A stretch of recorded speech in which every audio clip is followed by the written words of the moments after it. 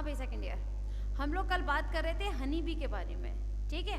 तो honey bee में आज हम बात करेंगे उसकी लाइफ साइकिल के बारे में। Good afternoon. हाँ, आज हम बात करेंगे लाइफ साइकिल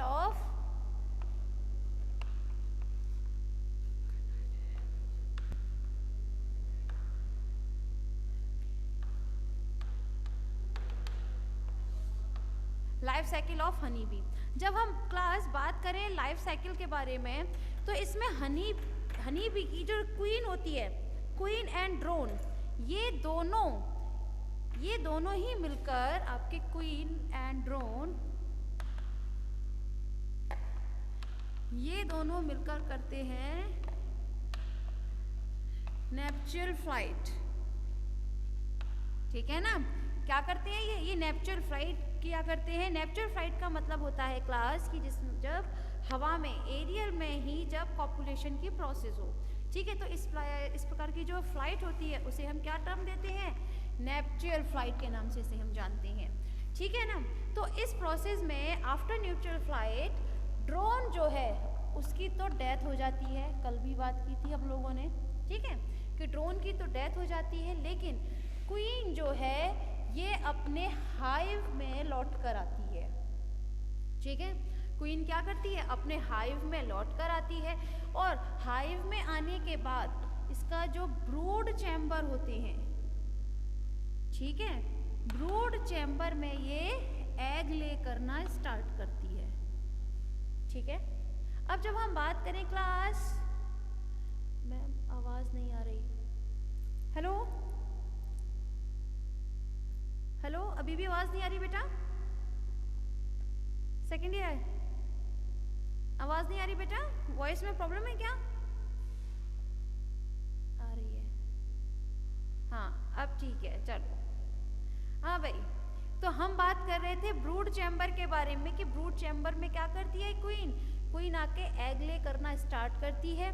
कल भी बात की थी हमने कि इसमें ये जो क्वीन होती है इसकी बहुत कम आ रही है, अरे यार क्या दिक्कत है इसमें, भैया यहाँ वो होंगी प्रियंका मैडम, देखना जरा,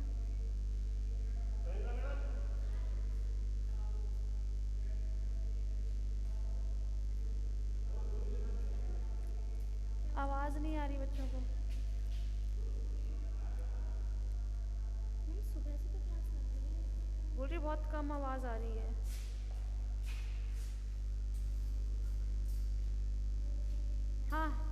हाँ भाई सेकंड ईयर, ठीक है। तो हम लोग बात कर रहे थे एग ले के बारे में कि इसमें क्या करते हैं, फिर इसमें आपकी क्वीन जो है एग ले करती है। क्वीन के बारे में कल भी हम लोगों ने बात की थी कि क्वीन की बॉडी में ये एक स्पेशल टाइप की फैसिलिटी होती है, आई मीन टू से कि वो कैसी होती है, बहुत स्पेशल टाइप की होती है कि वो चाहे तो आपके एग जो है हर तरीके से कर सकती है, मतलब फर्टिलाइज्ड एग भी दे सकती है एंड अनफर्टिलाइज्ड एग,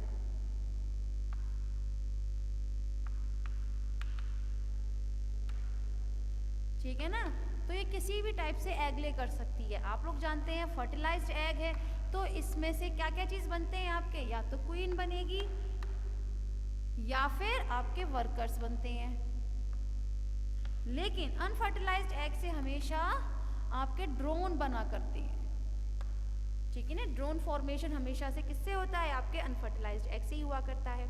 जब हम बात करें क्वीन की एंड वर्कर की, तो आप लोग जानते हैं क्वीन तो खैर क्वीन है ही, लेकिन जब हम बात करें आपके वर्कर्स की, तो वर्कर्स भी आपकी स्टेराइल फीमेल्स हुआ करती हैं। क्या होती हैं, स्टेराइल फीमेल्स होती हैं। एक्चुअली आप लोग जानते हैं कि क्वीन का तो फंक्शन होता है एग ले करना, ठीक है, लेकिन आपकी वर्कर्स का तो बहुत सारे फंक्शन हुआ करते हैं, ठीक है। तो उसके बारे में अभी हम थोड़ी देर के बाद में बात करेंगे। यहाँ हम बात कर रहे हैं आपके लाइफ साइकिल के बारे में। तो अब जब एग ले होता है ब्रूड चैम्बर में, तब उनमें से जितने भी वर्कर्स हैं वो क्या करेंगे, आपकी queen and workers and drone, इन तीनों के एग में से क्या निकलेंगे, आपके लार्वा निकलते हैं, ठीक है। तो इनके लार्वा को ये क्या करते हैं, अलग अलग तरीके के न्यूट्रिशन प्रोवाइड कराया करते हैं। न्यूट्रिशन से मतलब है कि ये क्वीन को हमेशा से रॉयल जेली देते हैं। क्या देते हैं? रॉयल जेली देंगे।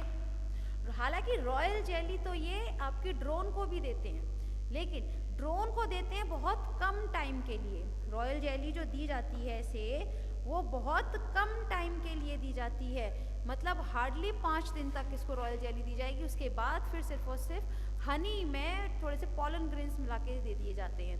लेकिन बाकी की क्वीन को तो हमेशा ही रॉयल जेली दी जाती है, और वर्कर्स को इन्हें बिल्कुल भी रॉयल जेली नहीं देते हैं। ठीक है ना। देखिए अब क्या किया जाता है, लार्वा बने, लार्वा के बाद प्यूपा बनता है, प्यूपा के बाद आपके एडल्ट फॉर्मेशन होते हैं। ठीक है, तो जब हम बात करें एडल्ट के बारे में क्लास, ठीक है, तो ये खासियत होती है कि इनमें एडल्ट बनने से हार्डली टाइम लगता है कुछ 21 डेज का। ठीक है ना। एग से इसकी लाइफ साइकिल कंप्लीट होने में, एग से एडल्ट बनने में जो टाइमिंग जाती है वो जाती है अप्रॉक्स 21 डेज। ठीक है, हालांकि क्वीन की अलग होती है, वर्कर्स जो है वो थोड़ा जल्दी डेवलप हो जाते हैं एडल्ट में, और ड्रोन वो भी थोड़ा सा जल्दी डेवलप होते हैं। लेकिन जो हम एक एवरेज लेकर चलते हैं तो वो होता है अप्रॉक्स 21 डेज। 21 डेज में एग से क्या बन जाते हैं, एडल्ट बन जाया करते हैं। ठीक है, चलिए ये बात रही।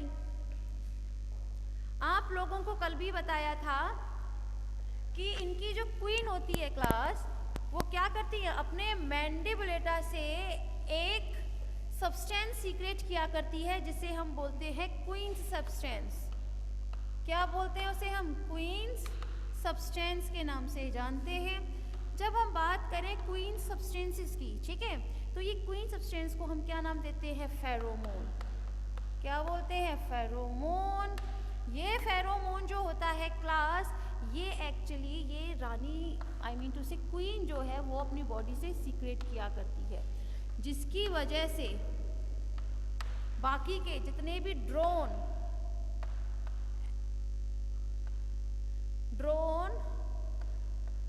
एंड वर्कर्स, ये सभी इस क्वीन के अंडर में काम करते हैं। ठीक है ना। ये इनका कंट्रोल जो है क्वीन किसके थ्रू करती है? हमेशा फेरोमोन के थ्रू करती है।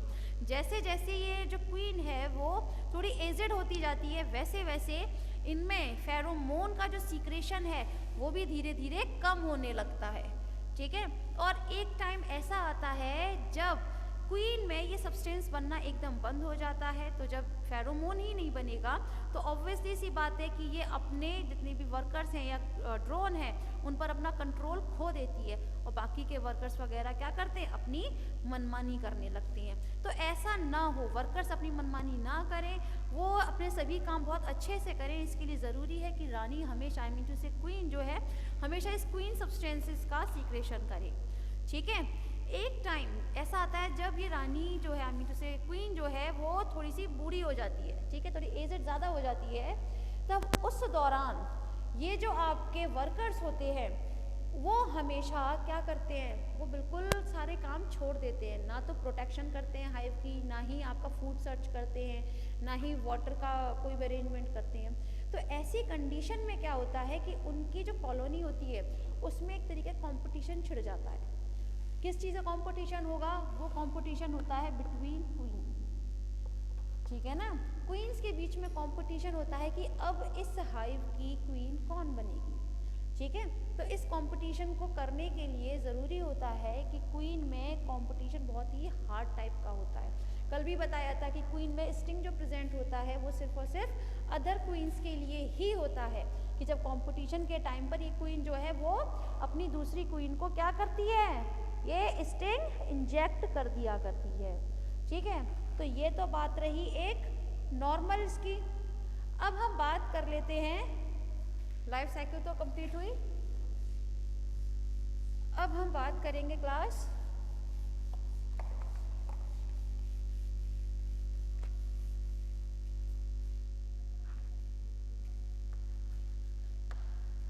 कम्युनिकेशन की।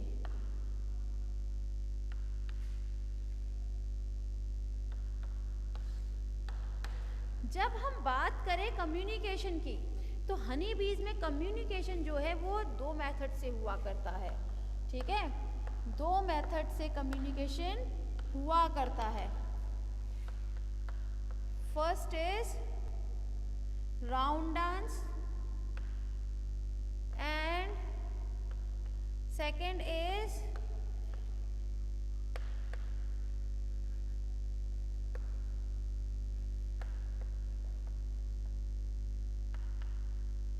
व्रिगल टेल डांस। ठीक है, क्या होता है व्रिगल टेल डांस। देखिए, जब हम बात करें, इससे पहले कम्युनिकेशन में बात कर लेते हैं राउंड डांस की। तो देखिए, सबसे पहले ये जो कम्युनिकेशन है जनरली होता है फूड के सिलसिले में, ठीक है ना। जब भी कोई, भाई यहाँ सपोज कीजिए यहाँ पर इनका हाइव है, ठीक है, यहाँ हाइव है, हाइव में से कोई भी एक हनी भी बाहर गई और उसे यहाँ पर एक गार्डन मिलता है, ठीक है, और ये गार्डन जो है ये है अप्रॉक्स 85 मीटर की दूरी पर, ठीक है, 85 मीटर की दूरी पर है, या थोड़ा बहुत उसके ऊपर नीचे भी देखने को मिलेगा, किसी बुक में थोड़ा सा ऊपर नीचे भी देखने को मिल सकता है, लेकिन हम एक एवरेज लेकर चलें तो 85 मीटर की दूरी हम मान के चलते हैं। तो ऐसी कंडीशन में जब आपका गार्डन जो है उसे 85 मीटर की दूरी तक के उसमें मिल जाता है, ठीक है, तब उस दौरान वो क्या करती है, हमेशा राउंड डांस करती है, ठीक है। लेकिन जब कभी ये गार्डन जो है थोड़ा सा 85 से ज़्यादा दूरी पर हो, आई मीन टू से 85 मीटर से ज़्यादा दूरी पर हो, सपोज कीजिए 105 मीटर की दूरी पर है, ठीक है, तो जब ये बहुत ज़्यादा डिस्टेंस होती है इनके हाइव से इस गार्डन के बीच की जो दूरी है वो बहुत ज़्यादा होती है, तब इस कंडीशन में जो हनी बी है वो डांस करती है आपका व्रिगल टेल डांस, ठीक है। तो इन दोनों में क्या डिफरेंस रहा, एक तो ये हमेशा डिस्टेंस के बेसिस पर,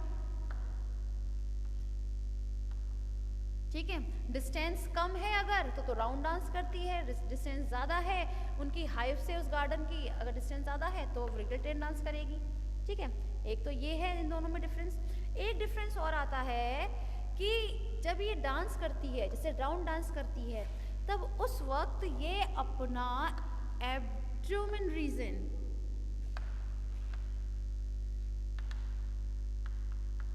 एब्डोमेन रीजन को बिल्कुल भी नहीं हिलाती है, ठीक है ना। ये एक नॉर्मल डांस करती है, लेकिन उस वक्त ये अपने एब्डोमिनल रीजन को बिल्कुल भी नहीं हिलाएगी, एकदम इरेक्ट होकर उस वक्त ये डांस करती है। लेकिन जब हम बात करें व्रिगल टेल डांस की, तब उस वक्त ये व्रिगल टेल डांस करते टाइम अपने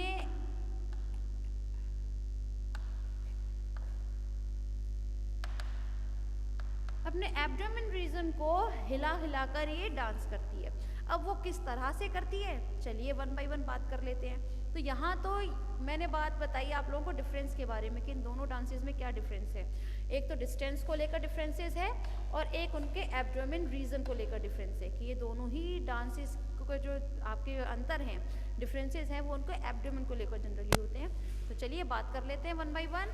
फर्स्ट इज राउंड डांस, ठीक है। चलिए, सबसे पहले इस हाइव से इस गार्डन तक कोई भी एक हनी बी गई, ठीक है। ये हनी बी कौन सी थी, आपकी वर्कर हनी बी थी, ठीक है। इस वर्कर हनी बी ने क्या किया, इस गार्डन को सर्च किया, और गार्डन को सर्च करने के बाद में क्या करती है, ये यहाँ से लौट कर आती है अपने इस हाइव में, ठीक है। लौट कर आई, लौट कर आने के बाद पहली बात, जब ये गार्डन में गई थी तो जाहिर सी बात है गार्डन में फ्लावर्स होंगे, किसी भी एक बहुत अच्छे फ्लावर पर जिसमें से बहुत अच्छी सी फ्रेग्रेंस आती है, ठीक है, उस फ्लावर पर बैठी, वहाँ से उसने पॉलन ग्रेन नेक्टर को अपने अंदर लिया, और लेने के बाद फिर से अपने हाइव में रिटर्न होती है, ठीक है। आने के बाद सबसे पहले, भाई सपोज कीजिए जब ये लौट कर आई थी तब उस वक्त यहाँ पर नाइट का टाइम था, ठीक है, नाइट का टाइम था।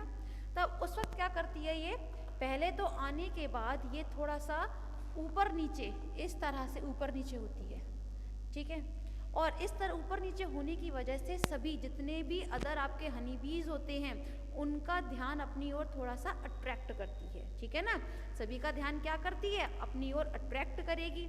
अब जैसे ही सभी जितनी भी यहाँ पे हनी बीज हैं वो सब जब इस हनी बी को देखेंगी तब उस वक्त ये हनी बी क्या करती है, अपनी बॉडी को पहले अपने राइट साइड में घुमाती है, ठीक है। राइट साइड में घुमाते ही ये फटाफट से अपनी बॉडी को दोबारा अपने नेक्स्ट डायरेक्शन में घुमाती है अपने लेफ्ट साइड में, ठीक है। और इस तरह से ये एक 8 की आकार में डांस करती है। देखिए इस बात को फिर समझिएगा, ये 8 किस तरह बनाती है, ये बहुत भाई होती कितनी है, वर्कर देखा जाए बहुत छोटे साइज का होता है। तो ये जब पता है उसको उसके हाइव से गार्डन की दूरी ज़्यादा नहीं है तो इस बात को वो कैसे बताएगी कि डिस्टेंस ज़्यादा नहीं है। तो डिस्टेंस ज़्यादा नहीं है इसके लिए वो अपनी बॉडी को इस तरह घुमाती है ना, तो बहुत लंबी दूरी तक नहीं जाती है, बहुत ज़्यादा डिस्टेंस कवर नहीं करती है, थोड़ा सा आगे जाते ही लौट आती है, ठीक है ना। थोड़ा सा आगे जाते ही लौट आती है और फिर उसके बाद अपने नेक्स्ट डायरेक्शन में अपनी बॉडी को घुमाती है और फिर ज़्यादा दूरी कवर, ये ज़्यादा डिस्टेंस नहीं कवर करेगी, ठीक है। बहुत जल्दी जल्दी ये इसी चीज़ को रिपीट करती है, ठीक है, जिससे सभी मेंबर समझ जाते हैं कि यहाँ पर एक तो ये डिस्टेंस ज़्यादा नहीं है, हाइव की उस गार्डन से दूरी आई मीन टू से डिस्टेंस ज़्यादा नहीं है। दूसरी बात, अब क्या करती है ये यहाँ गार्डन में बैठी थी तो किसी फ्लावर पर तो बैठी थी, तो उस फ्लावर पर से जो उसने पॉलन ग्रेन्स और नेक्टर वगैरह लिए थे, आते ही हाइव में उसने इस तरह से अपने विंग्स वगैरह को इस तरह से थोड़ा सा हिलाया, अपने एब्डोमेन रीजन को भी खूब अच्छे से हिलाया, जिसकी वजह से उसकी बॉडी पर जितना भी फ्रेग्रेंस लगा था उस फ्लावर का, ठीक है, वो जो फ्रेग्रेंस था वो यहाँ इस हाइव पूरे हाइव में फैल जाता है, ठीक है। तो यहाँ पर जितनी भी हनी बीज होती हैं वो क्या करती हैं, उसको इनहेल कर लेती हैं। इनहेल करने के बाद अब वो उस फ्रेग्रेंस को कभी नहीं भूलेंगी, कभी से मतलब अब वो कुछ टाइम तक उस फ्रेग्रेंस को हमेशा याद रखेंगी, ठीक है। अब समझिएगा, ये तो बात रही नॉर्मल, उसने 2 तरीके की चीज़ें बता दी अब तक आकर। एक तो उसने डिस्टेंस बता दी कि डिस्टेंस ज़्यादा नहीं है, ठीक है। दूसरी बात उसने ये बताई है कि मैं जहाँ गई थी वहाँ पर फ्लावर का फ्रेग्रेंस किस टाइप की थी, ठीक है ना। अपने विंग्स को, अपने एब्डोमेन रीजन को इस तरह से हिलाकर उसने बताया था, ठीक है। तीसरी बात, जब ये राउंड डांस कर रही थी तब उस वक्त अपने एब्डोमेन रीजन को बिल्कुल भी नहीं हिला रही थी, ठीक है ना, अपने एब्डोमेन रीजन को बिल्कुल भी नहीं हिला रही थी, इसीलिए ये इजीली इस तरह से डांस कर ले रही थी, ठीक है। तीसरी बात। अब चौथी बात उसको ये बताना है कि इस हाइव से इस गार्डन की दूरी कितनी है ना, यही तो बताना है। हाइव से इस गार्डन की डिस्टेंस कितनी है और किस एंगल पर बनेगा, आई मीन टू से कि कितने एंगल से उनको उड़कर जाना है और वो अच्छे से वहाँ पर पहुँच सकते हैं। अब वो ये बात कैसे बताएगी, तो ये बात बताने के लिए सबसे पहले वो यूज करते हैं अपने सन रेज को। जब ये अपने हाइव से उस गार्डन तक गई थी तब उस दौरान उसने अपने इन सन रेज को यूज किया था एज अ कंपास, ठीक है। कैसे यूज किया था, एज अ कंपास यूज किया था। अब जैसे ही वो गई थी तो सोचिएगा कि उसने बनाया था यहाँ पर 60 डिग्री का एंगल, ठीक है। उनके हाइव से उस गार्डन की जो डिस्टेंस है वो और जाने के लिए एंगल, सपोज कीजिए 60 डिग्री का एंगल बना था, ठीक है, 60 का, 20 का, 30 का, जितने का भी होगा, ये वही लोग जाने, ठीक है। अब क्या करना है, अब वो इस 60 डिग्री एंगल को किस तरह समझाएगी अपने बाकी के मेंबर्स को। तो इसके लिए क्या करती है वो कि सबसे पहले ये एक बार इस तरह बहुत कम डिस्टेंस कवर करते हुए लौटती है, अपनी बॉडी को फिर लेफ्ट साइड में घुमाती है और कम डिस्टेंस कवर करते हुए फिर लौटती है, ठीक है। लेकिन अब जब ये दोबारा राउंड लगाएगी ना, तब उस वक्त राउंड लगाते वक्त अपने इस 60 डिग्री के एंगल को छोड़कर लगाएगी, ठीक है। किस तरह लगाएगी अब ध्यान दीजिएगा। ये इस तरह गई और जाते ही 60 डिग्री का एंगल बनाएगी और फिर अपने इस तरह से करेगी, फिर 60 डिग्री का एंगल बनाएगी और इस तरह से जाएगी, ठीक है, और फिर से अपना यही प्रोसीजर अपनाएगी ये, ठीक है, 60 डिग्री का एंगल बनाती है यहाँ से भी। तो ये जब यही प्रोसेस बार बार फॉलो अप करेगी तो इस एंगल को वो बार बार यहाँ ड्रॉ करती है अपने इस डांस में, ठीक है। वो क्या करती है, बार बार अपने इसी एंगल को यहाँ ड्रॉ करती है, जिससे उसके जितने भी बाकी के मेंबर्स हैं उसके हाइव के, वो बहुत इजीली समझ जाते हैं कि यहाँ पर अब 60 डिग्री का एंगल है, ठीक। उसने अब अपनी सब चीज़ बता दी है कि हाइव से डिस्टेंस कितनी है, वहाँ पर किस टाइप के फ्लावर्स हैं और कितनी डिग्री के एंगल पर पहुँचना है, ठीक है। सब चीज़ उसने क्लियर कर दी, पहली बात। चलिए, तो ये तो होता है इसका राउंड डांस। अब एक चीज़ और, हमारा सेकंड टाइप का जो वो है मेथड, जिसे हम बोलते हैं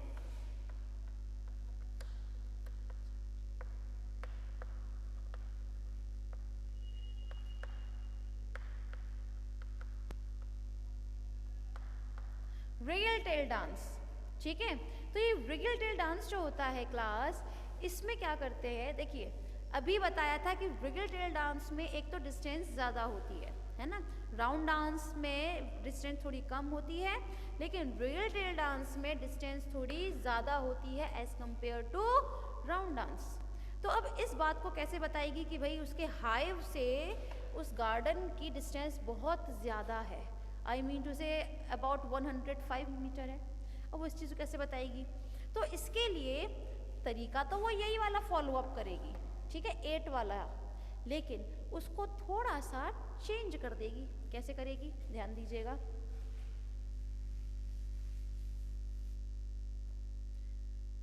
प्रोसीजर वही, आने के बाद अपने हाइव में पहले जितने भी उसके मेंबर्स थे उन सभी का थोड़ा सा ध्यान अपनी ओर अट्रैक्ट करती है। अट्रैक्ट करने के बाद में ये क्या करती है, अपनी बॉडी को पहले राइट साइड में घुमाएगी, लेकिन ये बहुत थोड़ा ज़्यादा डिस्टेंस कवर करते हुए तब मुड़ती है, ठीक है।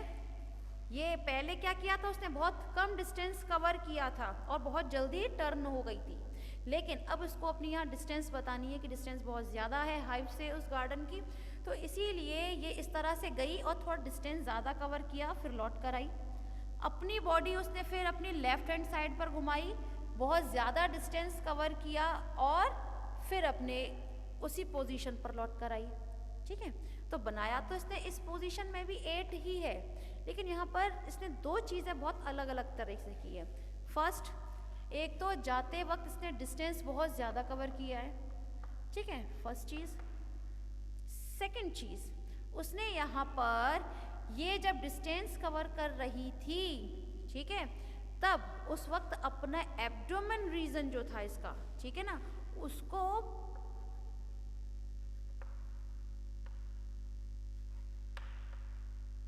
उस रीजन को बार बार हिला रही थी, मतलब वो वहाँ पर इस तरह हिला हिला के इस तरह से कवर करती हुई जा रही थी, ठीक है, अपने एब्डोमेन को इस तरह हिलाते हुए डांस करते हुए जा रही थी आगे तक, ठीक है। जबकि राउंड डांस में उसने अपने एब्डोमेन को बिल्कुल भी नहीं हिलाया था, लेकिन रिगल टेल डांस में क्या स्पेशलिटी होती है कि वो इस तरह से हिला हिला कर ही ये इस तरह से अपना रिगल टेल डांस करती है, ठीक है। तो यहाँ पर इसने इस तरह से सभी चीज़ बता दी, एक तो डिस्टेंस ज़्यादा है ये बता दिया गया है, साथ में एब्डोमेन रीजन को हिला रही थी, इट मीन्स इसने डिस्टेंस भी बताई है। प्रोसीजर वही है, डिग्री किस तरह से बताएगी वो अपने इस डांस के थ्रू, वही फॉलो अप करेगी, अपने वही उस एंगल को छोड़ते हुए बनाएगी, ठीक है। और आने पर वही फ्रेग्रेंस तो लेकर ही आई थी, तो उसने हाइव में आकर अपने विंग्स को और अपनी बॉडी को अच्छे से इस तरह से हिलाया था, जिसकी वजह से बाकी के जितने मेंबर्स थे उन सभी तक उसकी उस फ्लावर की इजीली क्या पहुंच जाती है, फ्रेग्रेंस पहुंच जाती है, ठीक है। तो यहाँ तक तो बात कंप्लीट होती है डांसेस की। अब क्वेश्चन यहाँ पर ये अराइज होता है कि अब इसके जितने भी मेंबर्स हैं उस हाइव के, वो किस तरह से पहुंचेंगे, है ना। भाई पहुंचने का भी तो कोई ना कोई तरीका होगा जिसकी वजह से जितने भी साथी हैं, आई मीन जैसे जितने भी हनी बीज हैं, वो किस तरह पहुंचेंगे उस गार्डन तक। तो उसके लिए क्या करते हैं, अब ज़रा ध्यान दीजिएगा, उसने जो एंगल बनाया था वो बनाया था सनरेज को एक कंपास की तरह यूज़ करते हुए। ठीक है, अब क्या होता है, यहाँ से मॉर्निंग में बहुत सारे हनी बीज निकले। ठीक है, निकलेंगे भी किस तरीके से, स्वार्मिंग की तो प्रोसेस हुई, लेकिन यहाँ पर एक खास बात हुई कि सन रेज को कंपास की तरह यूज करते हुए चले हैं ये लोग भी। ठीक है, लेकिन जैसे ये बीच रास्ते में पहुँचते हैं, सपोज कीजिए कि बीच में बादल आ गए। ठीक है, अब मौसम खराब है, बादल आ चुके हैं, बादल आए हैं तो ऑब्वियसली सी बात है सनरेज गायब हो जाएंगी। ठीक, सनरेज गायब हैं तो मतलब उनका कंपास तो गया काम से, अब तो वो बिल्कुल भी कुछ कर ही नहीं सकती हैं आगे। ठीक है, अच्छा सेकंड ईयर, पहले तो आप लोग ज़रा रिजवाइन कीजिए प्लीज़।